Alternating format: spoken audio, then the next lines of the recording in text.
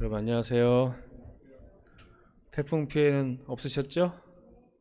이쪽은 태풍이 온다고만 하고 안 온 것 같은데 다른 지역에는 피해가 꽤 있었던 것 같습니다. 특별히 경상도 쪽. 또 태풍이 북한으로 갔는데 북한도 굉장히 좀 어려울 것 같아요. 거기는 뭐 이렇게 물에 대한 치수에 대한 대비가 전혀 지금 없기 때문에 굉장히 비 올 때마다 어려움을 겪는다고 합니다. 생각나실 때마다 우리 북한에 있는 동포들을 위해서도 기도해 주시면 좋겠습니다. 오늘은 7번째 시간입니다. 우주적 대쟁투. 우리 기본 교리가 6단락으로 나눠져 있어요. 첫 번째 단락이 하나님에 대해서 배우는 신에 대한 신론, 두 번째는 사람에 대해서 배우는 인간론, 하나님과 나를 배우는 거예요. 먼저 그 다음에는 가장 중요한 게 구원입니다. 구원. 우리가 하나님을 만나서 구원받는 게 굉장히 중요하잖아요. 그러니까 이제 구원에 대한 이야기를 배우는 이 세 번째 시간이 이제 시작이 됐습니다. 구원에 대해서 배우려면 우리가 지금 어떠한 상황에서 살고 있는지를 배워야 돼요. 그것을 알려주는 것이 오늘 제목입니다. 우주적 대쟁투. 여러분 우리나라가 휴전국이죠. 지금요. 북한과 전쟁을 한 지 지금 뭐 한 70년 가까이 됐습니다. 아직도 전쟁이 끝나지를 않았습니다. 여전히 우리는 전쟁이 언제 다시 시작될지 모르는 상황 가운데서 그 전쟁을 늘 경계하고 대비하고 그렇게 살아가고 있는 것이죠. 그것이 바로 우리나라를 오늘날 이렇게 또 부강하게 하고 또 강대하게 만들었는지도 모른다는 생각이 들어집니다. 요한계시록 12장 9절에서 13절, 9절 13절을 좀 보겠습니다. 함께 읽겠습니다. 시작. 큰 용이 내쫓기니 옛 뱀 곧 마귀라고도 하고 사탄이라고도 하며 온 천하를 꿰는 자라. 그가 땅으로 내쫓기니 그의 사자들도 그와 함께 내쫓기니라. 용이 자기가 땅으로 내쫓긴 것을 보고 남자를 낳은 여자를 박해하는지라. 여기 보니까 큰 용이 있어요. 큰 용이 있는데 이 용을 옛 뱀이라고도 하고 마귀라고도 하고 사탄이라고도 한답니다. 이 사탄의 뜻은 하나님을 대적하는 자 이런 뜻입니다. 이 큰 용의 존재는 온 천하를 꿰는 자라고 하는 정체를 가지고 있는데요. 그가 하늘에서 땅으로 내쫓겼다 그랬습니다. 그랬더니 혼자만 내쫓긴 것이 아니라 그의 사자들, 그의 부하들도 같이 내쫓겼는데 이 용이 하늘에서 있다가 땅으로 내쫓기고 나서 자기가 땅으로 내쫓기게 된 이유, 또 패배한 이유 이런 걸 보면서 결국에는 그 남자를 낳은 여자, 남자는 예수님을 얘기하고 여자는 이제 교회를 얘기하는 거죠. 그래서 남자를 낳은 여자를 핍박하는 이 장면이 계시록에 나옵니다. 이것이 이제 하늘에서의 전쟁, 땅에서의 전쟁, 그리고 마지막에는 교회와 우리 성도와의 전쟁을 얘기하는 이 삼중 전쟁이라고 할 수가 있겠습니다. 이 개념을 기본교리에 요약된 대로 한번 읽어보겠습니다. 이거 천천히 읽을 테니까 이게 무슨 뜻인지를 잘 좀 한번 생각해 보시면 좋겠어요. 모든 인류는 하나님의 품성과 그분의 율법과 우주를 다스리시는 그분의 주권에 대하여 그리스도와 사단 사이에 벌어지고 있는 대쟁투가 있는데 이 전쟁에 관여가 되어 있대요. 다시 한번요. 이게 굉장히 중요한 내용입니다. 모든 사람, 여러분 다 포함되는 것입니다. 지금 이 세상에 살고 있는 그 모든 사람은 첫째로 하나님의 품성, 또 하나님의 율법, 그리고 우주를 다스리시는 그분의 통치권, 주권에 대하여 싸우고 있대요. 지금 이 우주에 전쟁이 있는데 이 전쟁의 그 이슈가 뭐냐면 하나님의 품성 과연 믿을만한가 이겁니다. 그리고 그분이 만드신 법 과연 지킬만한가. 예. 장로님 이거 에코를 좀 줄여주십시오. 계속 울리죠 이게. 예. 그리고 하나님께서 우주를 다스리시는 이 통치권 과연 정당한가. 이걸 가지고 예수님과 사단이 싸우고 있대요. 예. 그러면 지금 이 세 가지에 대해서 누가 이의를 제기하고 있는 것입니까? 마귀가 하나님 품성, 우리 피조물들이 그렇게 통치를 받을 만한 그런 품성 아닙니다. 우리를 다스리려면 그 품성 가지고 안 돼요.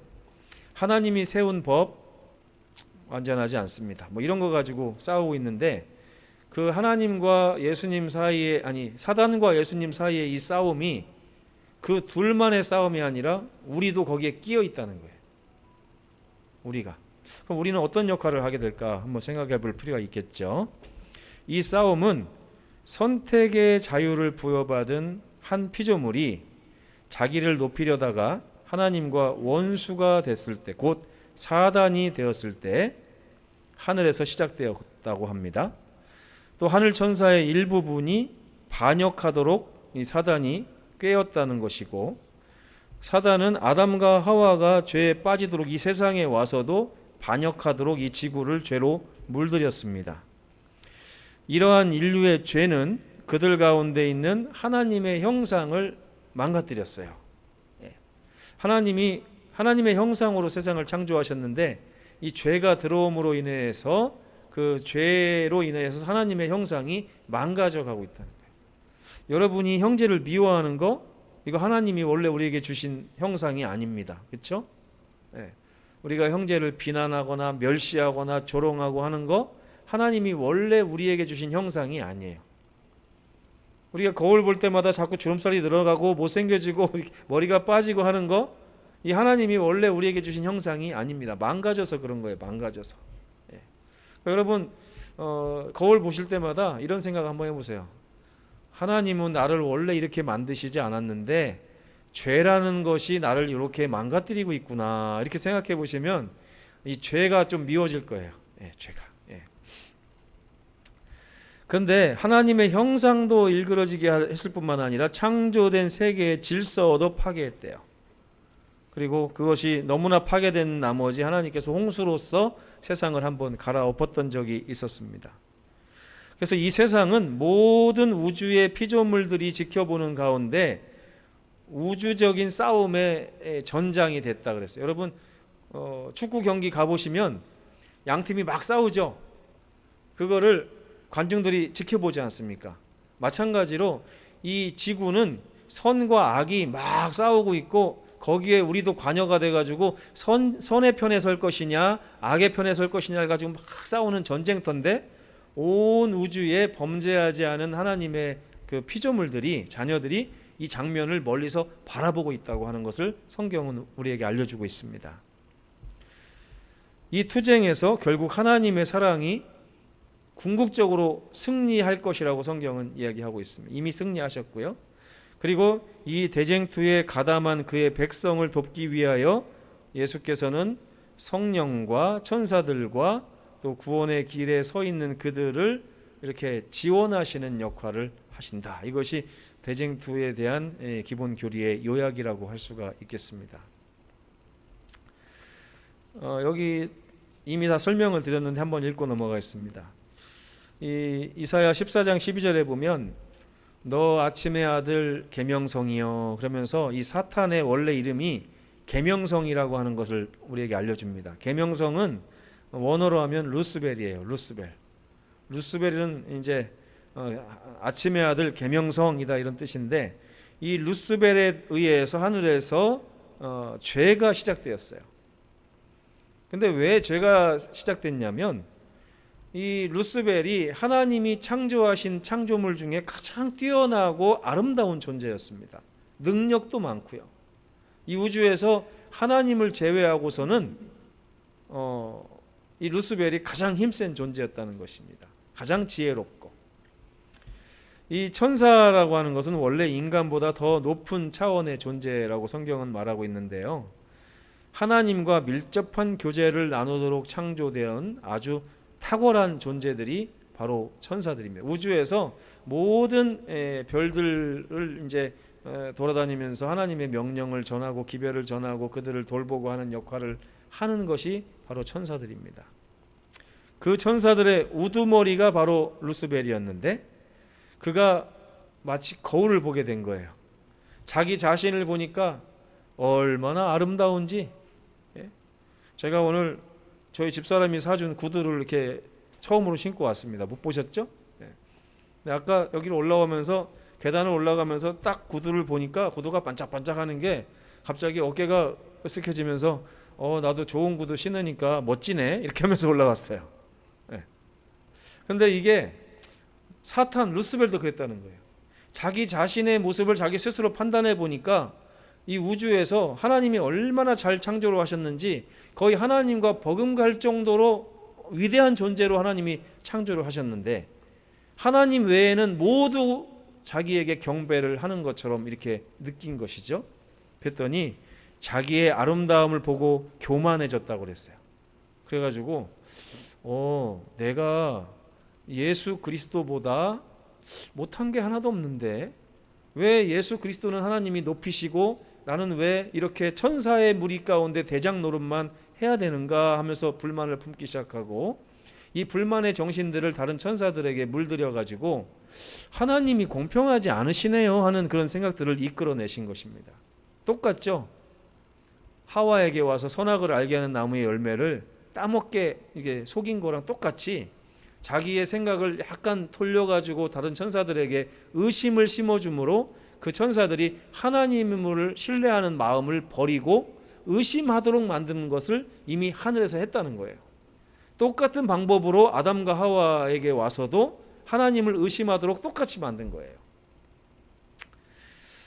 이 하늘의 전쟁에서 그들이 싸웠지만 하늘 천사의 3분의 1이 세상으로 쫓겨 내려왔다고 요한계시록에는 기록을 하고 있고요.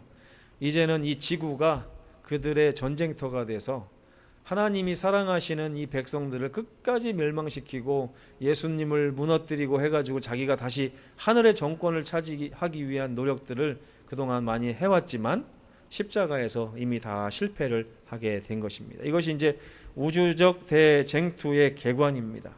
지금 우리는 여전히 끝나지 않은 전쟁터 가운데서 살고 있다는 거예요. 이거를 아는 것이 구원에 있어서 굉장히 중요하다는 것입니다. 왠지 아세요? 어떤 사람이 물에 떠내려가고 있는데 내가 당신을 구원해 줄까요? 이렇게 물어보니까 그 사람이 뭐라 그래요? 나 지금 수영하고 있는데요. 저 밑에 낭떠러지가 있는 줄도 모르고 나 지금 수영하고 있는데요. 이렇게 말하는 거예요.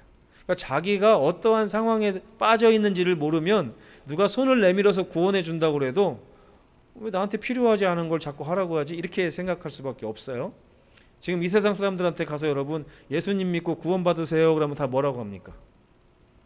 내가 왜 구원을 받아야 돼요? 이렇게 얘기한다고요. 왜? 자기가 처해 있는 상황을 모르기 때문에 그렇습니다. 이 우주에 있었던 이 대반역의 쟁점이 뭐였냐면 하나님의 정부와 그분의 율법에 대한 것이었어요. 여러분 앵벌이라는 말 혹시 아십니까? 앵벌이? 앵벌이. 앵벌이는 누가 누구에게 시키는 게 앵벌이에요? 옛날에 보면 고아원 원장들이 고아원 아이들을 막 시켜가지고 껌도 팔아오게 하고 막 해서 동량도 받아오게 하고 막 이렇게 했잖아요. 거지 두목들 하는 것처럼 그런 걸 이제 앵벌이라고 합니다. 사실 보면요, 힘세고 더 성숙한 누군가가 연약한 누군가를 돌봐줘야 돼요. 그렇죠? 마치 부모가 자식을 돌봐주는 것을 이 가정이라고 하는 개념 가운데서 통치한다라고 하는 개념을 갖다 붙일 수가 있거든요. 그러니까 나라에도 임금이 백성들을 통치한다는 얘기는 뭐냐면 그들이 그 연약한 사람들이 잘 살고 행복해지도록 도와주는 역할을 통치라고 이해를 해야 돼요. 그렇죠? 근데 사람이 잘못된 통치를 하는 사람들은 어떻게 했냐면 연약한 백성들을 짓밟고 그 백성들을 짓밟음으로 인해서 결국에는 자기가 득을 보려고 하는 통치를 했던 사람들은 이게 뭐 굉장히 뭐라고 하냐, 독재, 폭압 이렇게 얘기를 하죠. 그렇죠? 폭정을 한다 이렇게 얘기하는데, 가정에서도 여러분, 부모가 연약한 아이를 보면서 계속 기저귀도 갈아주고 밥도 먹여주고 울면 안아주고 잘했다고 하면 칭찬도 해주고 더러워지면 씻겨주고 이렇게 하잖아요. 그게 마땅한 통치 방법입니다. 그렇죠? 그런데 부모가 가만히 앉아가지고 애들을 때리면서 너 빨리 가서 껌 팔아 와, 너 빨리 가서 빨래해, 너 빨리 가서 밥해, 뭐 쌀 얻어와, 막 이렇게 해가지고 그 아이를 통해서 자기가 먹고 산다면 이거는 그 아이를 앵벌이 시키는 거예요. 앵벌이. 근데 사탄이 하나님께 제기한 의문이 그거였어요. 하나님의 이 율법은 법이라는 것은요, 그 법을 만든 분의 품성이 거기에 녹아져 있습니다. 그렇죠? 그런데 사탄이 뭐라고 하냐면, 하나님이 세우신 법은 우리 백성들이 따라서 하기에 우리에게 유익이 되는 것이 아니라 오히려 하나님을 유익을 주는 그런 잘못된 법입니다. 그렇기 때문에 하나님의 품성도 우리를 위해서 전적으로 희생하고 통치하는 그런 통치자가 아니라 결국에는 우리를 억압하고 폭압해가지고 압제해가지고 우리로부터 뭔가를 걷어내서 하나님이 잘 먹고 잘 살으려고 하시는 거 아니냐, 불공평한 하나님, 이렇게 하면서 하나님을 공격한 거예요. 그러면서 하나님은 그런 분이기 때문에 우리를 다스릴 자격이 없습니다, 이렇게 공격을 하는 거예요. 근데 하나님은 힘이 많으신 분이기 때문에 너 사단 일로 와, 어디 그런 말을 함부로 하고 다녀, 이놈 팍 때려가지고 사단을 멸망시키면요, 사단은 하나님보다 힘이 없기 때문에 끽소리 못하고 죽을 수밖에 없습니다. 그렇죠? 근데 그 다음이 문제예요. 그 옆에 있던 천사들이 그 다음부터는 하나님을 볼 때 어떻게 바라볼까요? 나도 말 한번 잘못했다가는 끽소리 못하고 죽게 생겼구나. 하나님이 나를 통치하는 것을, 하나님 사랑합니다, 하나님 감사해요, 저를 이렇게 잘해주셔서 고맙습니다, 아이가 엄마가 오면 엄마하고 달려가고 그래야 되는데 가만히 보니까 오빠가 좀만 잘못하면 해초리로 맞고 두드려 맞고 하니까 둘째 딸이 어떻게 해요? 엄마만 보면 눈치를 보고 나는 뭐 맞을 짓 한 거 없나 이렇게 보면 그 아이의 행복이 없어지잖아요. 그러니까 하나님이 마귀를, 사탄을 끽 하고서 죽이면, 멸망시키면 그 다음에 있는 우주의 모든 거민들은 하나님을 두려워하기 시작합니다. 그렇죠? 그래서 하나님한테는 문제가 생긴 거예요. 이게, 야, 이걸 어떻게 하지? 결국에는요, 사랑으로서 내가 얼마나 너희를 사랑하는지를 보여주면서, 아, 사탄의 말이 틀리고 하나님의 통치가 옳았구나 하는 걸 보여줄 수밖에 없는 거예요. 이거는 힘으로 되는 게 아닙니다. 능력으로 되는 게 아니에요. 희생과 헌신과 사랑으로만 되는 거거든요. 그래서 이게 오래 걸려요. 하나님이 사탄을 죽이려면 1초만 해도 죽일 수 있어요. 근데 사탄이 주장하는 주장이 틀렸다는 것을 하나님의 그 마음을 털어서 보여주는 데까지는 6,000년이 걸리는 거예요. 성경의 역사가 이렇게 오래 걸리는 거예요. 십자가를 세워가지고 하나님 당신이 사랑하는 아들을 보내셔서 대신 죽게 하시고 피 흘리게 하셔서 우리 대신 이렇게 자기의 모든 것을 내어주신 하나님을 볼 때 사람들이 십자가를 보면서 뭘 깨닫는 거예요? 아, 마귀가 한 말이 사실이 아니구나. 하나님의 율법은 옳고 하나님의 품성은 언제나 우리를 저렇게 죽도록 사랑하시는구나. 우리가 하나님의 통치 아래 있는 것이 진짜 행복한 거구나 하는 것을 배우는 것입니다. 그 역사가 6,000년이 걸리는 거예요. 결국에 십자가에서 예수께서 그것을 증명을 하셨습니다. 그렇죠? 그렇게 하늘에서 전쟁이 있었고 또 이 땅에서는 십자가의 전쟁이 있었는데 이제 남은 전쟁이 하나 있어요. 그 전쟁이 뭐냐면 이제 바로요, 하나님과 사탄 사이에서 우리가 나는 누구의 통치를 받아야 되지 하는 것을 개인적으로 선택해야 되는 거예요. 여러분은 지금 하나님을 왕으로 모시고 살아가고 계십니까? 아니면 사탄 마귀를 왕으로 모시고 살아가고 계십니까? 잘 모르시겠죠? 혹시 입으로는 하나님이 왕이에요 그런 다음에 살 때는 사단의 말을 더 잘 들어. 그럼 이거 누구를 섬기는 겁니까 이게? 네? 이게요, 사람이 말하고 행동이 다릅니다. 말하고 행동이 달라요. 그래가지고 요즘 아이들 보면요, 맨날 엄마 아빠 사랑해요 이렇게 말은 잘해요. 시키면 엄마 아빠 사랑해 물어보면 사랑한대요. 근데 행동을 보면 하나도 사랑하는 게 없어요. 엄마 아빠를 행복하게 해주기 위해서 하는 일이 별로 없어요. 물론 하고 있는데 저희가 좀 성이 안 찰 수도 있습니다. 근데 가만히 보면 이 아이들은 입으로는 엄마 아빠 사랑해요라는데 엄마 혼자 힘들게 쓰레기를 치우고 밭을 메고 그다음에 설거지를 해도 와가지고 하나도 도와주는 게, 심지어 자기가 먹은 밥그릇도 놓고 가면은 엄마가 너 갖다 놓고 가 그러면 그때 와서 엉겹게 이렇게 갖다 놓고 가고. 가만히 보면 이 녀석들이 엄마 아빠의 통치권 아래에 있는지 모르겠어요. 사람도 똑같습니다. 사람도 여러분 한 주일 동안 살아가신 걸 잘 보세요. 내가 입으로는 하나님을 주여 주여 했는데 실제로 살면서는 세상의 가치관을 따라서 살았던지, 뉴스 보면서 나 이제 저렇게 살아야 되는구나, 세상의 어떤 훌륭한 교수의 이야기를 따라가지고 저게 맞구나, 요즘에 학교에서 교육청에서 뭘 어떻게 하는데 우리 아이들도 저렇게 성공하는구나. 아니에요. 성경에 보면 어떤 것이 아이들에게 성공인지 하나님이 다 말씀해 주신 게 있습니다. 그 방법대로 살아야 되는 거죠. 그런 것들이 우리의 삶에서 진정 누가 우리의 통치자인가 하는 문제는 오늘날 우리에게 남아있는 마지막 전쟁이라고 할 수가 있는 것입니다. 예수께서 이렇게 물어보셨어요. 너희는 나를 누구라 하느냐? 너희는 나를 누구라 하느냐?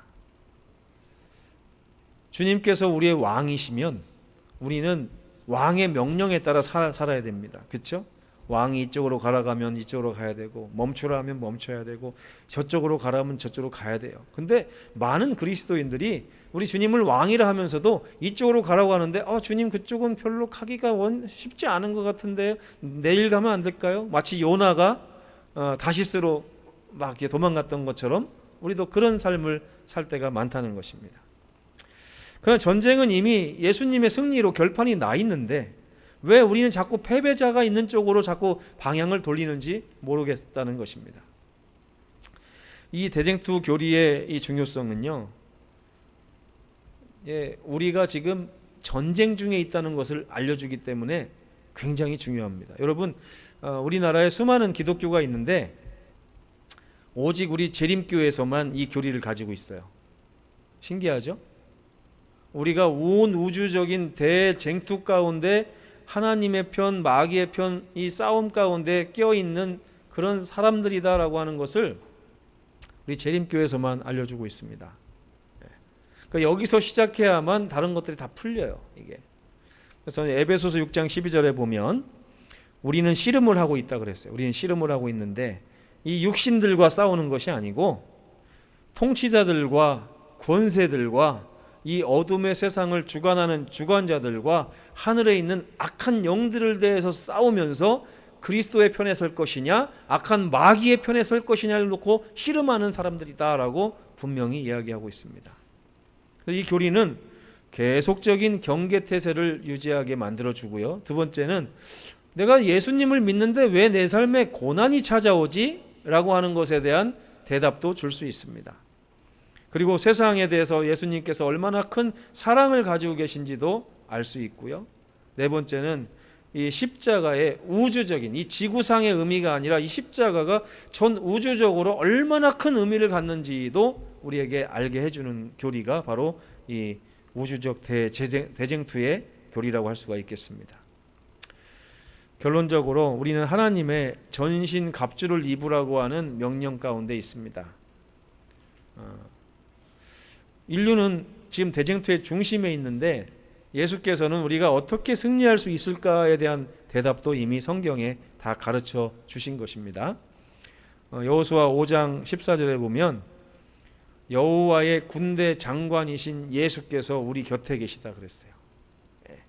예수님은 우리의 군대 장관이십니다. 이 싸움에 장군님 밑으로 가서 그분의 편에 서서 그분의 군대에 속한 사람들만 이 전쟁에서 승리를 할 수 있다는 거예요. 그래서 승리는 예수 그리스도를 여호와의 군대 장관으로 삼아서 의지함으로써만 우리에게 승리가 온다. 에베소서 6장 13절에서 18절에 보면 하나님의 전신 갑주를 입고 마귀와 맞서는 삶을 살아라. 이게 굉장히 중요합니다. 여러분 지난 한 주일 동안에 여러분 마귀와 좀 맞서고 싸우면서 오셨어요? 아니면 전쟁도 안 한 것 같은데 하고 이렇게 편안하게 살다 오셨습니까? 매일의 삶 가운데서 우리가 전쟁 중에 있다는 사실을 늘 기억하는 것은 하나님의 백성들에게 너무나 중요하다는 사실입니다. 예수께서는 악과 싸울 때 사용할 수 있는 모든 가능한 수단들을 우리에게 마련해 주셨습니다. 첫 번째, 성령입니다. 성령께서는 재림 때까지 우리의 동반자가 되셔서 우리가 악의 권세로부터 벗어나서 그걸 대항할 수 있는 힘을 주신다고 약속하셨습니다. 또한 천사들을 우리에게 보내주신다고 했습니다.